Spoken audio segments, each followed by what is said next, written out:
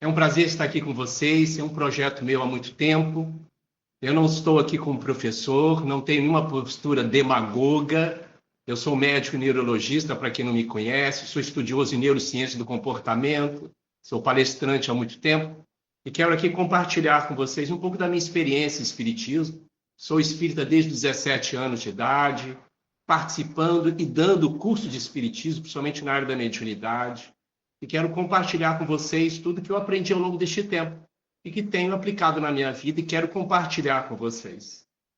Gente, isso aqui é um grupo espírita, mas, para falar a verdade, é um grupo de espiritualidade.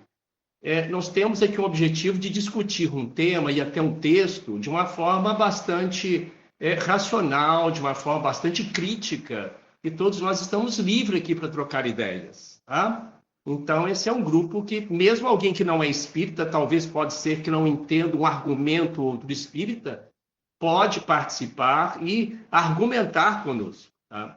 E eu não quero ser aqui uma atitude, uma oposição professoral. Eu quero que todos, por favor, participem e perguntem, tá? Eu peço que todos mantenham o áudio desligado e, quando quiserem, abram e façam a pergunta. Bom, gente, quem não tem o livro ele é um dos livros mais marcantes para mim em termos de movimento espírita. É um dos livros mediúnicos, o médium Wanderley de Oliveira, o espírito Hermâncio Dufour. A Hermâncio Dufour foi uma médium de Allan Kardec, na missão de Allan Kardec, e contribuiu muito com aquelas mensagens das obras básicas, Hermâncio Dufour. E ela vem como espírito, através da mediunidade de Wanderley de Oliveira, o médium de Belo Horizonte, hoje atualmente em São Paulo, nos dar esse livro e outras obras fantásticas da Hermâncio Dufour. Ela tem uma linha psicológica, uma pegada psicológica, mas muito dia a dia, muito com o pé no chão, do que realmente a gente necessita para o dia a dia. Então eu vou ler aqui o início, a introdução, que é chamada Rota dos Filhos Pródigos. Então, gente, qual que é o objetivo de um grupo de estudo pegar o livro e sair lendo? O objetivo é a gente parar num parágrafo e ficar discutindo esse parágrafo só num encontro. Não é o objetivo da gente ler de forma direta. Não é o objetivo da gente terminar um capítulo em um encontro. Então, por favor, fique à vontade, abrir o microfone, trocar ideias e me perguntar. Tá joia? Eu não quero mesmo ter a postura professoral aqui. Eu vou lendo devagar. Se alguém não entender alguma coisa, por favor, para assim, para o grupo ficar muito bom. Então, aqui a introdução da Hermâncio Dufour, ela fala primeiro, ela cita uma passagem do Evangelho segundo o Espiritismo, em que ele cita a passagem do filho pródigo. O Espírito Santo Agostinho, em Paris, 1862, relata: vem um dia em que, ao culpado, cansado de sofrer, com orgulho afinal abatido, Deus abre os braços para receber o filho pródigo que se lança aos pés. As provas rudes, ouvi-me bem, são quase sempre o indício de um fim de sofrimento e de um aperfeiçoamento do espírito, quando aceitas com pensamento em Deus. Santo Agostinho, o Evangelho segundo o Espiritismo. Ela faz essa pequena introdução na introdução. Aí ela começa falando, gente, sobre o porquê do egoísmo, do orgulho, onde está o papel de todo o nosso sofrimento. E, mais uma vez, eu quero aqui trazer uma visão, uma leitura crítica, tá? Quem não quiser pode, por favor, abrir e falar concordo, não concordo. Então, é uma visão crítica, uma leitura mais crítica, eu estou fazendo do próprio livro e trocando essa ideia com vocês. Ela diz, então, começa Hermâncio Dufour: os terapeutas e voluntários dispostos a servirem ao próximo na tarefa de amor e recuperação espiritual não podem dispensar uma análise cuidadosa da passagem evangélica do filho pródigo, constante no Evangelho de Lucas, capítulo 15, versículos 11 e 32. Essa mensagem evangélica é a história da peregrinação humana ao longo dos erros dos tempos, a história de nosso caminhar pela conquista da humanização. Realmente, quem lembra aqui da passagem do filho pródigo, realmente ele volta para os braços do pai depois de aproveitar tudo, né? Ele acaba indo ficar com os porcos, né? Então, realmente, uma passagem nossa. Ao longo da nossa vida, eu acho que a gente está sempre assim, nessa própria vida nossa. Muitas vezes nos afastamos da nossa essência divina e às vezes a gente volta para o Pai em lágrimas e necessidade de acolhimento, seja na nossa espiritualidade, nos nossos conhecimentos. Então, é interessante notar, gente, que nós somos espíritos que está treinando a humanização. Existem valores e virtudes humanas que pouca humanidade ainda está exercitando, que o Espiritismo e outras religiões nos chama a realizar isso. E realmente é um exercício contínuo, para a gente sair de condicionamentos humanos, que faz parte da nossa humanidade, mas existem virtudes humanas que nós estamos desenvolvendo. No Livro dos Espíritos, só para ter ideia, uma das perguntas que eu esqueci agora, mas Kardec pergunta ao Livro do Espírito da Verdade, se o indivíduo ele praticar todas as virtudes, o amor, a humildade, a caridade, ele pode considerar perfeito? O Espírito da Verdade diz não.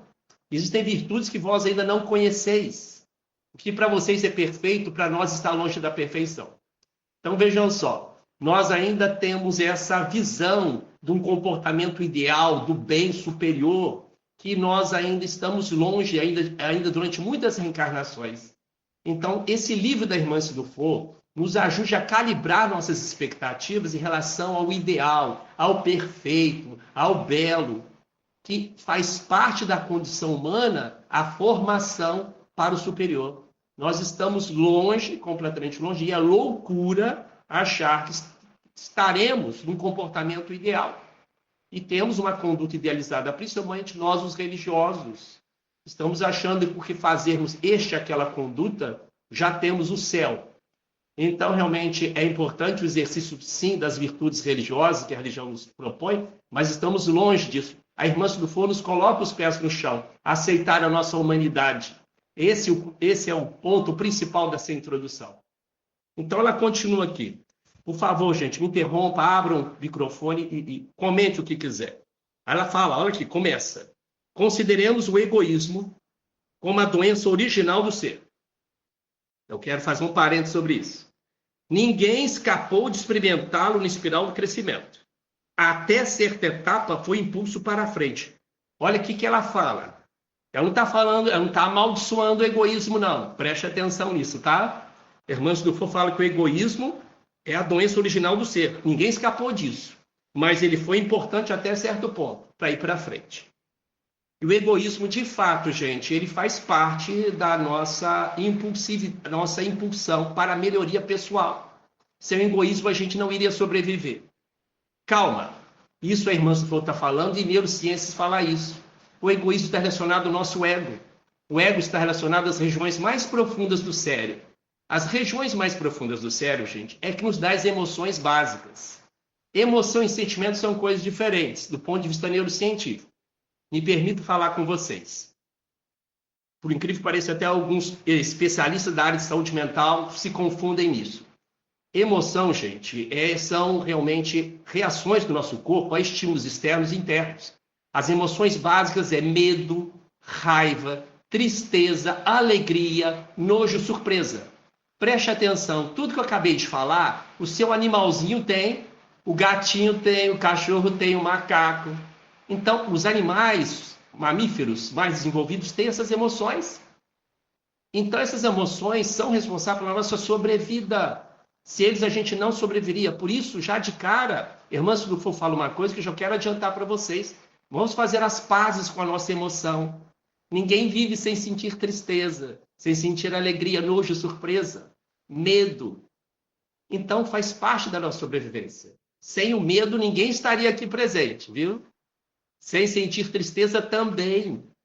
Os trabalhos neurocientíficos relatam que, por exemplo, uma pessoa que sente alegria constantemente, ela tem algo errado com ela. Em que sentido? Ele fala que uma pessoa que quer ser sempre feliz, ela não consegue antever consequências danosas para uma ação. Ela não consegue antever situações potencialmente perigosas ou indesejáveis. A felicidade, ela tira ou diminui algumas emoções que nos ajudam a antecipar situações perigosas. Então, as emoções, ela faz parte da nossa condição humana e, vamos dizer assim, animal. Tanto que, vejam bem, os cientistas relatam que nós somos seres emocionais que pensam. Seres emocionais que pensam. Que a emoção, ela realmente controla as nossas atitudes e decisões ditas mais intelectualizadas. Eu estou trazendo aqui informações neurocientíficas muito frescas, não é minha opinião, tá? Vocês podem procurar os maiores compêndios de neurociências que falam isso. E por isso que eu quero fazer esse casamento entre a neurociência e a nossa discussão religiosa. Ô, gente, se ninguém me interromper, eu vou falando. Então, o egoísmo aqui faz parte da nossa sobrevivência, tá bom? Ele faz parte do ego. Está situado nas regiões profundas do nosso cérebro. As regiões profundas do cérebro é que dá essas emoções nossas da nossa sobrevivência. Então, se você agora pegar um de vocês e querer empurrar por uma janela, é lógico que vocês vão agir com medo. É a sobrevivência. O nosso cérebro, gente, ele foi criado basicamente para 4 coisas. Justamente para dormir, procriar, para justamente procurar abrigo, para perpetuar a espécie. Se a gente for viver só que o cérebro pede, a gente nem estaria aqui. Mas ele foi feito por isso, para o animal e para nós. E quando encarnamos, nós estamos sujeitos a essa condição de sobrevida do cérebro. E o egoísmo é um deles. Porque sem egoísmo, a gente não cuida de nós. Você olha, peraí, cara, você está confundido, você é alto amor. Eu estou colocando os pés no chão, tá, gente? Regiões profundas do cérebro faz você cuidar de si. Você quer abrigo, você quer cuidar da sua saúde, você precisa alimentar, você precisa procriar, você precisa cuidar da sua espécie ou da sua prole, da sua família, seja lá o que for. O cérebro, ele prepara a gente para isso. Então, o egoísmo é importante para isso. Mas qual que é o problema do egoísmo? É a gente vencer os condicionamentos e as consequências negativas que ele pode trazer. É isso que a religião está nos dizendo. É sair dos condicionamentos e automatismos que a gente precisa dele para sobreviver, e a espiritualidade vai nos dando uma visão maior para que a gente possa exercer. Mas leve essa mensagem para o dia a dia de vocês. Ninguém aqui vai destruir o egoísmo. Ninguém aqui vai destruir o ego. Ninguém aqui vai destruir, portanto, o medo. Ninguém vai destruir a tristeza. Isso faz parte da nossa sobrevida. O importante é justamente nós sabermos controlar, equilibrar isso. Não deixar que essas emoções do parte do ego e do egoísmo, eles saiam justamente do nosso comportamento como a água de uma comporta de uma cachoeira. Vai saindo e vai tendo aquelas consequências indesejáveis na nossa vida e na vida da maioria das pessoas. Vocês sabem que muitos crimes, eles ocorrem justamente por a explosão dessas emoções. Todos nós temos esses momentos dessas emoções para a nossa sobrevida. Tanto que, gente, vejam só, é impossível alguém ser feliz 24 horas. Não tem como, isso do ponto de vista neurocientífico. As nossas emoções e sentimentos oscilam ao longo do dia, como justamente o traçado de um eletrocardiograma. Muitos pacientes meus me falam assim, doutor, eu sou bipolar, porque de manhã eu estou mais feliz, à tarde eu estou meio triste. Isso não é bipolaridade, isso é fisiológico, é saudável. Vocês hoje acordaram um pouco mais animados, à tarde receberam uma notícia meio desagradável, já ficaram desanimados, à tarde um filho chegou, uma visita chegou, já ficaram mais felizes. A vida é assim, nós somos assim. O que faz a diferença de nós, de um paciente psiquiátrico mais grave, ele sente a mesma coisa que nós temos, medo, raiva, tristeza. O que acontece é a intensidade e duração dessas emoções e sentimentos. Elas, no quadro psiquiátrico típico, ele tem todas essas emoções, vamos dizer assim, negativas, mais intensas e duradouras. Mas nós sentimos, nós expressamos as mesmas coisas que ele sente. Mesmo uma pessoa extremamente agressiva, descontrolada, nós temos essa emoção e emoção dele. Só que menos intensa em curto tempo. Então, guarde esse grande contexto que a neurociência nos dá. Então, ela está falando aqui que o egoísmo faz parte da nossa sobrevivência. Mas e aí, agora? Quando é que ele pode ser realmente patológico? Quando é que ele pega no nosso pé? Ela continua aqui, gente. Então, ela diz, até certa etapa ele é bom, ele foi impulso para frente. Renato, me ajude aí no tempo para não ultrapassar, tá? Depois, ela continua. Quando a racionalidade permitiu a capacidade de escolher, tornou-se a matriz nosológica problemática das dores humanas. Quanto mais livre-arbítrio, quanto mais conhecimento nós temos, aí sim, nós podemos aí realmente extrapolar essa função de sobrevida do egoísmo. Porque realmente ele passa a ser realmente deletério para aqueles outros que precisam da nossa ação caridosa, da nossa ação de humildade, de fraternidade. Eu estou falando de um modo geral de nós, de todo mundo, tá, gente? Porque agora eu quero entrar num tema, clicando nisso aqui, muito polêmico, tá? Mas não sou eu que estou falando, de que eu vou falar agora, não sou eu. É neurociência que estou transmitindo para vocês. Nós sabemos, assim, que o egoísmo, gente, ele é fisiológico. Vejam bem o que eu quero dizer. O racismo, gente, ele é cerebral, ele é genético. Calma aí para me tampar em pedra, calma. Para neurociências, o cérebro, gente, foi programado como animalzinho de vocês, do cachorrinho, do gato, para justamente atender justamente o comportamento de tribo, o comportamento de bando. O nosso cérebro foi feito assim e nós temos esse condicionamento na nossa mente. Então, veja bem como a coisa é muito mais funda que a gente possa imaginar. O papel da espiritualidade, das religiões, a importância deles. Todos nós, você, eu, qualquer dos milhões e bilhões de espíritos que estão fora da Terra encarnados. Nós temos essa programação cerebral, que é a programação de comportamento de tribo, comportamento de bando, que o seu cãozinho tem, que o gato tem, que o macaco tem, que o lobo tem, que o leão tem. O que é esse comportamento de tribo? É justamente nós somos maravilhosos, nós somos benéficos com nós e somos hostis com eles. Nós queremos beneficiar o nós e ser hostil e até agressivo e querer destruir o eles. Isso é um comportamento nosso. Não precisa só falar de raça, não. Todo tipo de segregação surge nessa função. É uma tentativa de preservar os nossos genes, a nossa espécie. Então, por isso que o racismo ele é cerebral. Esse condicionamento nosso de segregação é cerebral. Coisa simples, gente. Basta mesmo dentro do centro espírita. Existem grupos que são afins, mas mais do que afins. Porque eles pensam iguais e muitas vezes querem excluir os outros. É assim nas igrejas, é assim nos centros, é assim nas sociedades, é assim num condomínio, é assim justamente num grupo de pessoas. Nós sempre vamos nos unir de acordo com as afinidades, claro, temos sintonia um com o outro, e queremos tentar excluir aqueles que não pensam, ou não agem, ou não se comportam como nós, ou que não se vestem como nós, ou que não fazem isso. Então, essa questão justamente do racismo e da segregação, ela tem a função das regiões mais profundas do cérebro. Então, vocês veem que uma coisa é gravíssima. Então, vejam só, gente, olha que interessante. Aqueles oficiais da SS que torturavam no campo de concentrações os judeus, eles faziam barbaridades com o judeu, mas eles eram considerados excelentes pais, pelo menos muitos deles. Excelentes homens de bem dentro de casa. Porque beneficiavam nós e excluíam eles. Então, esse é um condicionamento que eu vejo muito até nas redes sociais. As pessoas são capazes justamente de defender as suas opiniões e dos seus, e justamente quase que sentir prazer com a dor do outro, que está lá na outra cidade, que é da outra raça, da outra religião.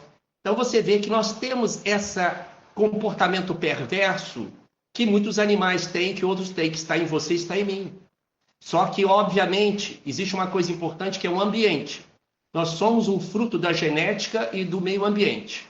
Todos nós, não tem como escapulir disso. Nós precisamos cada vez mais impedir que o ambiente possa insuflar, desencadear, engatilhar esses condicionamentos nossos. Porque, gente, vocês sabem disso. A gente quer defender o que é nosso. O nosso filho, o nosso neto. Quanto mais próximo do nosso sangue genético, ele é da minha família. O que não é, eu quero excluir, eu não quero muito papo. Ele não é tão importante para mim. Isso é cerebral. E o espiritismo e as religiões tentam nos ajudar a quebrar esse condicionamento, em que a gente passa a olhar do ponto de vista espiritual, aqueles que estão à nossa volta. É um exercício que é muito desafiador. Mas estou trazendo para vocês, do ponto de vista neurocientífico, que o nosso cérebro não quer mudar. Mas, por isso, mais uma vez, nós precisamos exercitar cada vez mais essas questões espirituais, para termos condicionamentos outros para o nosso cérebro. Mas ninguém vai matar dentro de si egoísmo, o medo, a raiva, essas programações que eu falei que estão no nosso cérebro. Nós precisamos cada vez mais manter educação sobre elas. É por isso que a irmã Sudufo está falando sobre isso. É o nosso comportamento de bando, viu, gente? Vocês vão amanhã, semana que vem, entrar no trabalho, nas repartições, sempre vai ter isso. É o comportamento de bando. Lembra do seu cachorrinho, lembra do seu gatinho. Eles querem defender um bando, eles querem defender um grupo. Assim é na política, é na religião, é nas ideias, é na filosofia. A gente sempre tende a deixar de lado ou ser hostil quem não é nós. Nós a gente vai defender, o eles a gente quer excluir. Isso é cerebral. O Espiritismo nos chama, portanto, para nos ajudar a não destruir, não tem como destruir isso. É justamente equilibrar. Olha que interessante, gente. O neonazista que está lá na Alemanha, ele tem um cérebro igual ao seu. Ele tem essa programação igual a minha e a sua. Por que ele é neonazista e você não é? É uma pergunta interessante. Isso é o meio, tá? O ambiente ele é capaz de estimular, assular essa programação que nós temos.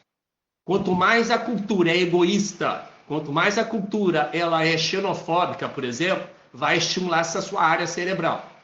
Se eu te colocar seu filho, o meu filho, nesse ambiente, principalmente em tenra idade, ele tem grande chance de ter o mesmo comportamento deles lá fora. Mas o cérebro deles é igual ao seu. Guarda essa mensagem, gente. Qual a importância do ambiente? É isso mesmo, gente. Hermâncio Dufour aqui está falando que o egoísmo, de fato, ele é parte das nossas doenças. Mas ele é importante, útil até um certo ponto para o nosso crescimento, para preservar os seus cuidados, cuidar da sua aparência, cuidar da sua evolução, cuidar justamente da sua prole, cuidar da sua casa, cuidar da sua inteligência. Quer dizer, você passa a cuidar melhor de si. Então, isso é muito importante. O egoísmo tem essa função. Agora, realmente, o que o egoísmo é capaz de fazer? Ele é capaz de destruir outra pessoa. Nós somos capazes de destruir outra pessoa. Com o comportamento, justamente, quando ele ultrapassa os limites, em que a gente passa a preocupar exclusivamente conosco e com nós, esquecemos dos outros. Ficou claro aquela situação que eu falei da programação cerebral, Renato? Essa explicação ficou? Comportamento de bando. Essa programação, gente, está no nosso cérebro. Essa programação está no cérebro. Nós não temos como arrancar isso.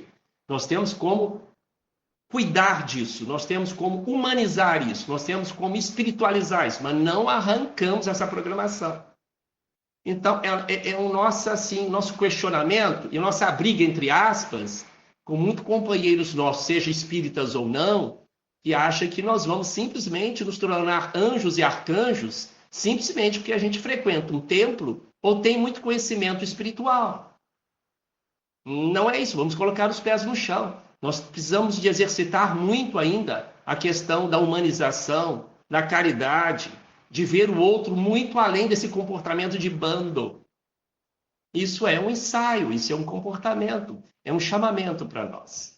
Então, nós espíritas fomos educados de outras religiões de que basta a gente ter uma crença, ou um conteúdo, ou uma cultura religiosa do céu, da espiritualidade, que nós já somos realmente pessoas perfeitas e que não podemos cometer nenhum deslize ou erros, porque senão a gente é consumido de uma grande culpa. Ou os espíritos acham que vão para o umbral e outros acham que vão para o inferno, simplesmente porque se sentiram tristes, simplesmente porque tiveram um comportamento de bando. Eu estou querendo dizer aqui de pés no chão, gente, tá? Eu estou trocando essas experiências com vocês, que eu trago para a minha vida e compartilho com muitos pacientes e companheiros ao longo da jornada. Aceitar a nossa humanidade e fazer as pazes com as nossas emoções, tá? Então, não tem ninguém aqui que vai desencarnar e vai deixar de sentir essas emoções. Elas fazem parte do nosso condicionamento de espíritos que pertencem à espécie humana. Não tem como. O seu gatinho, o seu cachorro, ele vai evoluir do outro lado. Renato? É uma função que estão juntas, né, Renato? O egoísmo, para falar a verdade, ele é um sentimento. O egoísmo é um sentimento que ele vem do fundo dessas emoções. Não existe sentimento sem emoções. Obrigado pela pergunta, Renato. A emoção, gente, eles são produzidos pelas regiões mais profundas do cérebro, tá? Enquanto que os sentimentos, ele ocorre nas regiões, principalmente dos córtex, a região mais superior do cérebro, que faz justamente os sentimentos. Emoções é uma reação corporal. A gente transpira, o coração bate mais rápido, adrenalina, cortisol, é uma reação corporal. A gente fala que emoção a gente não sente, a gente expressa. Tanto que você expressa em termos de rosto, através da expressão facial. O sentimento você pode até esconder. Os sentimentos são os diversos, que é o sentimento de amor, de caridade, de ódio, o sentimento de vingança, o sentimento... E assim vai por aí afora. Então, o sentimento ele é produzido por emoções. A emoção surge rápido diante de uma situação. Por exemplo, você vai colocar a mão do Renato, a mão de algo que está quente. Você tem um medo de colocar a mão ali que está quente. E pode ali ver o sentimento, a emoção do medo, o sentimento do medo, até outros sentimentos, que você pode associar aquilo com outras experiências que você teve. O medo pode sustentar o egoísmo, Renato. O medo. Tá? O medo de perder o emprego, eu vou realmente tentar excluir alguns companheiros de emprego. É um egoísmo. Eu vou fazer tudo para mim dentro da minha corporação, só para mim, e vou deixar os outros de lado. Então, todas essas emoções que nós falamos, o medo, tristeza, a raiva, ele pode alimentar o egoísmo que é para a nossa sobrevivência. Agora, o problema é quando o egoísmo vai além de situações de sobrevida, da sua sobrevida no sentido do seu conforto, que você vai além e passa a esquecer, negligenciar pessoas que estão do seu lado ou à distância em sofrimento. Você vai passar por cima de coisas que poderiam ajudar outras pessoas. Vocês sabem muito bem os conceitos de caridade, de amor, nem vou entrar nesse conceito, daqui a pouco nós vamos falar. Mas eu quero chamar a atenção para vocês, gente, que egoísmo não se destrói, a gente se educa. É isso que eu quero dizer. É a nossa condição humana. As religiões muitas vezes tentam nos sufocar, nos massacrar, no sentido de nos tornar seres angelicais. Lembra uma frase da própria irmã do Fogo que ela diz: vamos procurar aprender antes ser humano, antes de se tornar anjo. Para ser anjo, nós temos que ser humano. Tem virtudes de ser humano, nós estamos desenvolvendo. Que é a compaixão, o amor, a caridade, o respeito ao próximo, a paciência, colocar-se na pele do outro, aceitar o diferente, a resiliência, assim por diante. São virtudes, nós estamos treinando, nós estamos ensaiando elas. Os anjos, gente, têm virtudes que nós não conhecemos. Esquece essa palavra de anjo, gente. Isso é bate-papo justamente para viajar na maionese. Quando a gente fala de espíritos que pertencem ao grupo crístico, espíritos no nível de Jesus, é a mesma coisa que pedir para o seu cachorrinho entender o seu dia a dia. Nós não temos ainda capacidade cerebral, psíquica, para entender justamente a consciência do Mestre Jesus. Joana Diante falava isso. Nós só de querer entender Jesus, entender as suas mensagens, já está de bom tamanho. Mas querer ser igual a ele não dá. Não dá colocar os pés no chão. Nós estamos exercitando ainda valores que ele nos ensinou. Estamos aqui, aprendendo a sair desse condicionamento. Gente, só para vocês terem uma ideia, 90% das coisas que fazemos no dia a dia, acordados, são inconscientes. Nós fazemos tudo de acordo com o nosso automatismo cerebral. Claro, isso é parte do cérebro. O cérebro funciona assim para a nossa sobrevivência.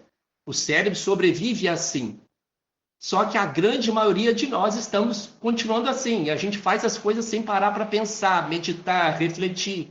E as pessoas vão no dia a dia. Desencara, vai ter um feedback do outro lado. Isso aqui é o momento da gente ter cair um pouquinho a ficha. Para parar até que ponto eu estou nesse automatismo. Claro, o cérebro funciona de forma automática. Se não funcionasse, a gente não conseguiria fazer nada do dia a dia. É tudo rápido. O que é automático? São padrões automatizados no nosso cérebro para dar resposta rápida. Porque se o cérebro fosse ter que ficar pensando tudo que ele temos que fazer, ele gastaria muita energia, entendeu? Imagine cada palavra que eu fosse falar para vocês, eu tivesse que parar para pensar, como alguém estivesse aprendendo uma língua. Não, eu vou falar agora isso que eu aprendi aonde? Imagina você estar escrevendo uma coisa e tem que parar, pensar. Onde é que está minha caneta? Eu vou abrir a gaveta? Não, a caneta... Imagina você ter que pensar, você já abre a gaveta, tira o lápis e vai anotando. E o cérebro funciona de forma automática. Mas esse automatismo nos leva justamente a esses automatismos profundos do cérebro. Acabamos sendo vítimas, entre aspas, deles. Passamos a viver igual o seu gatinho, igual o meu cãozinho, assim. E essa atitude, gente, ela influencia nas nossas tomadas de atitudes as mais complexas. Na família, tomadas de atitudes econômicas, financeiras. Por isso que justamente os mestres na área justamente do comércio, da área do marketing, ele utiliza as nossas emoções, vários ganchos como cheiro, chamadas, histórias, para que a gente possa comprar. porque a gente está nesse automático. Eu acho que esse estudo que nós estamos fazendo é dar esse alerta para nós. Peraí, pisa no freio, dá alguns minutos do seu dia a dia. Vamos sair desse automatismo, cérebro. Vamos sair um pouquinho da caixa, vamos pensar fora da caixa. O que milhões de pessoas no mundo estão vivendo dessa forma. Eu acho que esse é o grande papel das religiões, quando elas nos chamam justamente para o saudável, é quebrar essa rotina em nós. É o saudável que ele traz em nós. Então, gente, o que nós chamamos de ego e egoísmo são mecanismos de sobrevivência cerebral em nosso, em que as religiões, de certa forma, acabaram demonizando isso por um lado. Isso faz parte do nosso contexto, da nossa sobrevivência. Sem o ego, a gente não vai se aprontar, não vai pentear, não vai cuidar da pele, né, Sara? Não vai cuidar justamente da beleza, não vai cuidar da aparência. A pior coisa, gente, uma pessoa que não preocupa com a aparência, ela está em desajuste emocional e psíquico. É claro, uma pessoa veste-se, mas veste-se bem. Isso é saúde mental. Então, o ego é para isso. Então, nós vamos falar aqui da problemática desse automatismo. Quando ele começa a extrapolar, e a gente vê os resultados na sociedade que nós estamos vendo até na nossa vida, como eu disse. Há momentos que a gente quer saber só de nós e vamos passar por cima até de familiares para ter a herança ou para ter um cargo X ou Y. Então nós ficamos muito egoístas, quer dizer, muito ego, muito sobreviventes, né? Nessa selva que se chama relacionamento, mas que é da nossa natureza humana. Estamos chamando aqui o nosso grupo de estudo para que a gente possa saber e despertar a essa educação, saber modular essas emoções, não abafá-las, não destruí-las. E mais um dado científico para vocês, olha que interessante. Foi comprovado que pessoas que tentam sempre abafar, negar as emoções, elas geralmente vivem mais neuróticas. Elas têm mais problemas de relacionamento e mais problemas psíquicos de comportamento toda vez que tentam abafar ou negar as emoções. Eu não posso sentir medo, não posso sentir raiva, não posso sentir tristeza, não posso sentir nojo, não posso sentir... E aí vai embora. E olha que interessante. E demonstrando também pessoas que querem sempre serem felizes, eu sempre preciso estar feliz, eu sempre preciso estar alegre. Essas pessoas se tornam quase que pueris. Essas pessoas não conseguem antever situações potencialmente perigosas no seu dia a dia. Olha a importância das emoções na modulação nossa. Como diz o próprio Emmanuel, os anjos não são inocentes. O que nós já passamos, estamos passando, eles já passaram há muito tempo. O Chico falava isso, os anjos também não são inocentes, porque eles já viveram tudo isso. Meus amigos, essa era a introdução que eu queria trazer para vocês. Espero ter despertado vocês o gostinho para a gente continuar discutindo isso no próximo sábado. Eu quero perguntar uma coisa rapidinho. Não fica claro para mim qual é a diferença entre o sentimento e a emoção. Pelo que você falou e eu entendi, a emoção ela é orgânica. É algo que eu não controlo de imediato. E aí o sentimento ele é produzido pela emoção. Então o sentimento na teoria eu posso controlar e aí ele é que faz essa mediação. Entendi. Obrigado pela pergunta, Lili. É isso mesmo. A emoção é orgânica, bem cerebral, nas regiões profundas do cérebro que os animais têm, pelo menos a grande maioria dos animais mamíferos. E o sentimento está hoje até discutindo se alguns animais teriam. Parece que eles teriam alguns rudimentos de sentimentos. Mas o sentimento ele é cortical. Ele é produzido pelas regiões mais desenvolvidas do nosso cérebro, que é o córtex cerebral, principalmente atrás da testa, que é o córtex pré-frontal, que aqui ocorrem os sentimentos, tá? Então, quando eu sinto um sentimento de medo, raiva, ele vai evocar em mim, quando eu sinto uma emoção profunda, ele vai provocar sentimentos que é mais mental. A emoção é mais orgânica nas regiões profundas do cérebro e o sentimento dele é mais mental, ocorre na área da mente, que a gente vai ali, vai assim, fazer aquela ginástica. Eu estou com um sentimento de ódio, eu estou com um sentimento de arrependimento, e aí vai por aí afora. Mas, repito, guardando, não existe sentimento sem emoção, tá? Diante de uma lembrança, de um estímulo interno, de uma lembrança, de uma visão que você está tendo, seja lá qual for, produz uma emoção, e essa emoção vai disparar um sentimento. Isso é muito rápido. Tá joia assim, Lila? Eu respondi sua pergunta? Perfeito. Muito obrigada, tá? De nada, querido. Por isso nós somos seres emocionais, que pensam, segundo os cientistas, tá, gente?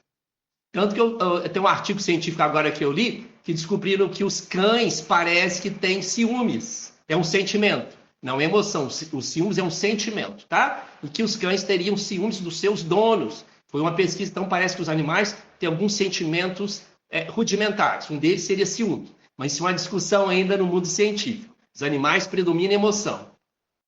Gente, esse é meu objetivo. A gente vai cada vez mais tentar casar a neurociências. Eu acredito que vou trazer muitas novidades para você que foram para mim quando eu fiz minha pós-graduação em neurociências, e trazer esse espiritismo, tentando encaixar isso e colocando nossos pés no chão, trazendo uma visão mais ampla do espiritismo e da nossa própria vida. Sem nenhuma demagogia minha, sem nenhuma postura professoral. Eu agradeço a todos vocês pela presença e estou à inteira disposição de vocês para a gente trocar ideias ao longo dessas semanas.